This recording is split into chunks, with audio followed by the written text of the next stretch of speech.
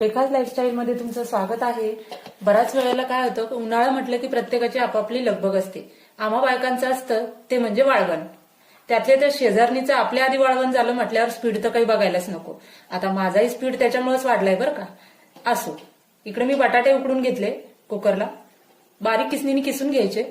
त्यासाठी साबुदाणा मी छान मंद आचेवर भाजून पावडर तयार करून घेतली मिक्सरला, आणि जेवढी बसेल तेवढी पावडर आपल्याला त्या किसलेल्या बटाट्यामध्ये घालून घ्यायची। तिखट मीठ चवीनुसार घालायचं आणि छान थोडासा पाण्याचा हात लावून आपलं कणिक तयार करून घ्यायचं। असा गोळा या प्लास्टिकवर ठेवून घ्यायचा, वरतून एक प्लास्टिक ठेवायचं आणि वाटीच्या साह्याने याला असं स्प्रेड करायचं। खूप इझी होतं ते पापड। खूप जास्त पातळही नाही, खूप जास्त जाडही नाही करायचे आहेत, वाळल्यानंतर ते पातळ होतील। बघा, प्लास्टिक काढून घ्यायचं, एकदम इझी निघतं ते। अशा पद्धतीने आपण सगळे पापड करून घेऊ। माझे पापड कसे झालेत हे बघण्यासाठी पार्ट 2 तुम्ही नक्की बघा। त्यासाठी चॅनलला सबस्क्राईब करायला विसरू नका।